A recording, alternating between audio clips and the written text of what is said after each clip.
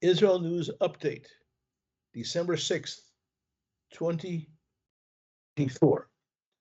After 14 months of intense combat, there is rumor of a ceasefire and report of a ceasefire around the world, except there's no ceasefire. Reminds me of the prophet Jeremiah, peace, peace, there is no peace. There is a clearly enunciated Arabic message in terms of what is really going on here. Does not ceasefire.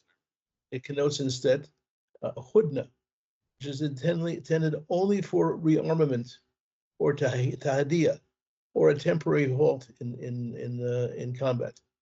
Now, the authoritative Islamic encyclopedia, published in London back in 1922, defines a hudna as a temporary treaty, which can be approved or abrogated by Islamic authorities, depending on whether or not it serves the interests of the Islamic community. A hudna cannot last for more than 10 years. The hudna, tahadiyah, or Hudaybiyah offered by Hezbollah and Hamas do not compare with the Muhada, which was the peace treaty that Egypt and Israel signed in 1979, or what Israel signed with Jordan in 1994. This is similar to the armistice which finished World War I on November 11th, 1918, and that was something which lasted, but it was not a hudna, hudaybiyah, or tahadiyah. Now, what do people in Israel remember about hudna?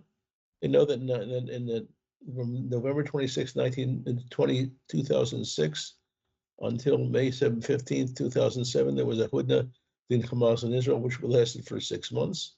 However, it was filled with rockets. And from November 21st, 2006, there was another 6 months in which it was more than 300 missiles were fired from Gaza, and that was again another hudna. Hudnas are not guarantees of peace in any way, shape, or form. The hudna then lasted until 2014, when there was an outbreak of war. Now, the question to ask is, what nation in the world will tolerate even one missile fired into its territory? And agree to, in exchange for a hudna, tahadiyah, or hudaybiyah. So the question is, why did Israel accept and endorse the current situation? Well, from sources in the offices of the Israel Foreign Ministry, Defense Ministry, and even the Prime Minister's office, we learned that the one reason why Israel accepted it is because the White House in November 2024, gave an order to withhold very important weapons and munitions that help Israel during a war.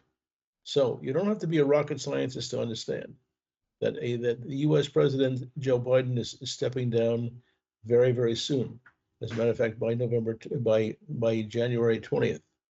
What directives would Israel like? Now we have to ask.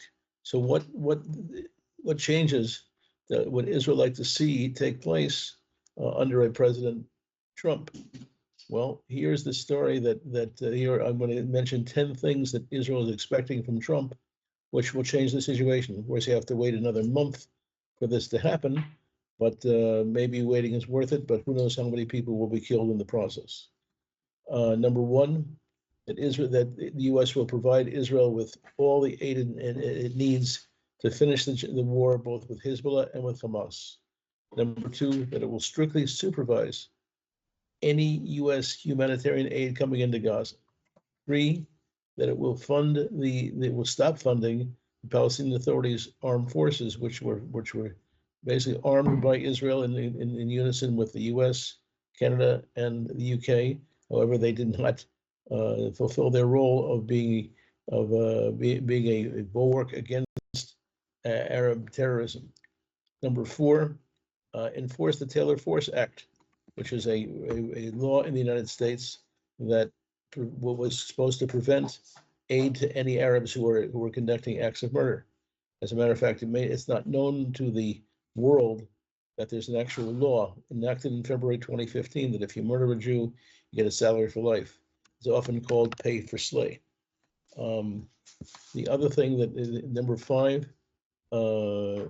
enforce the U.S. can enforce the U.S. UNRWA Accord, which appears on our website, IsraelBehindTheNews.com, which conditions U.S. aid to UNRWA on a cessation of educational programs that incite war against the Jews. Number 6, stop U.S. support for the Palestinian school curriculum, again, which is focused on war on the Jews. You can see our curriculum at IsraelBehindTheNews.com. It's not something secret. Number 7, sanction the offices of the Palestinian media outlets, which basically are inciting war. And the PBC, the Palestine Broadcast Corporation, was started way back in 93, very in the early stages of the Oslo process. However, there was no restrictions on it, and they do what they want. And you can see there's a number of agencies that cover what the PBC say on a daily basis. Number 8, demand that the PLO finally cancel its charter to exterminate the Jewish state. I mean, that was supposed to be a premise of the peace process, but they never did it. Number 9, insist that the Palestine National Council officially ratify the DOP, the Declaration of Principles from the Oslo Accords Against Violence. And last but not least, number 10, expand the Abraham Accords to stop funding UNRWA terrorism and align its forces in the region against Iran. These are 10 points that could be implemented, and the hope of the people of Israel is that when Trump comes into power on January 20th, 2025, that's what will happen. Now, the problem we face here, of course, is a whole media war, a war that's being waged against Israel in the media to picture Israel as the aggressor and as a warmonger, and the lie repeated often becomes believable. That's what we have to deal with. What I call the situation of being hoodwinked in the sense that, well, you know, you're supposed to see a war that turns into peace, except it hasn't turned into peace. It's only can turn into continued war, basically a war of attrition. So this is what we face right now, and we shall see where it goes from here. What I can say is that when you face a situation of more than 200 missile attacks a day on Israel, the population is a little bit hesitant to support any peace process, which allows the war to continue. So again, the total war that the other side is involved with, in terms of its declarations, in terms of its actual state of war, is something that affects people in ways that people cannot imagine outside of Israel. Outside of Israel, people do not know that the Arab League in 1948 declared a full state of war to exterminate the Jewish state, and has never been canceled. Of course, with Egypt and with Jordan, they canceled it. On the other hand, they are not the prime movers of the war against Israel. Incidentally, Saudi Arabia, which is often defined as a peace partner in the future, although it has made certain gestures in terms of deleting anti-Semitism from their curriculum, they're still in a state of war with Israel, and they've been supporting the war ever since October 7. They've given total endorsement to the Palestinian war on Israel and to what happened on October 7th when Hamas terrorists invaded Israel. So there's a certain skepticism in Israel about whether this is a serious, Saudi Arabia would be a serious partner for peace. But Saudi Arabia has been the most consistent war advocate against Israel over the years. Of course, what dwarfs Saudi Arabia is Iran, which actually fires missiles from Iran into Israel territory, and not to mention Yemen. The Yemenite situation is basically because of the Arab League is at war with Israel. That's all 22 nations of the Arab League, with the exception of Jordan and Egypt, and it's still in a full state of war to exterminate the Jewish state, as is the PLO. So these are issues that have to be